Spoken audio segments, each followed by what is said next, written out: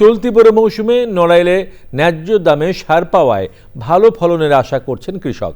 Urea, নন urea সব ধরনের সারের সরবরাহ স্বাভাবিক ও ন্যায্য মূল্যে পেলেও ধানের মূল্য কম থাকায় দাম বাড়ানোর দাবি জানিয়েছেন কৃষকরা।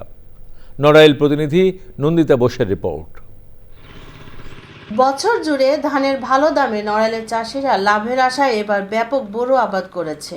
গেল বছরের চেয়ে এবার জেলায় অতিরিক্ত 7 হেক্টর জমিতে বোরোর আবাদ করেছে। নড়াইলের মাঠে মাঠে বোরো চাষকে ঘিরে চাষিরা ব্যস্ত সময় পার করছেন। আমাদের নড়াইলে আসলে সারের ঘাটতি নাই। সরকার নির্ধারিত মূল্যে যা আছে আমরা টিএসপি পাচ্ছি 1350 টাকা করে আমাদের কাছ থেকে নেয়, আর ইউরিয়া সারও 1350 টাকা।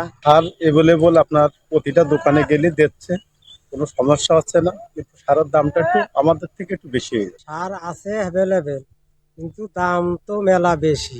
যদি একটু কমাতো সারের দাম তাহলে হচ্ছে কিনা আমাকে ভালো হতো। সার আমরা পাচ্ছি, কোনো সমস্যা নেই। সারের দামটা যদি একটু কম হতো আমাদের মতন কৃষকের একটু ভালো হতো। সরকার নির্ধারিত রেটেই আমরা পাচ্ছি। আপনার কীটনাশকের দাম অনেক বেশি। সময় মতো সার ও কীটনাশক সরবরাহে যথাযথ ব্যবস্থা নেওয়ার কথা জানান কৃষি বিভাগ। সারের যে ন্যায্য মূল্যে সহজ প্রাপ্তির জন্য সর্বদা চেষ্টা করে যাচ্ছি। এখানে প্রতিটি দোকানে লাল সালু টাঙানো, প্রতিটি দোকানে ক্যাশ মেমোর মাধ্যমে কৃষকদের কাছে সার বিক্রি এবং ন্যায্য মূল্যে বিক্রির জন্য আমরা প্রতিনিয়ত মনিটরিং করে যাচ্ছি। কৃষি বিভাগের তথ্য মতে গেল বছর জেলায় 50,290 হেক্টর জমিতে বোরো আবাদ হলেও এবছর 50,297 হেক্টরে লক্ষ্যমাত্রা নির্ধারণ করা হয়েছে। Nandita Bose, channel I, Narail.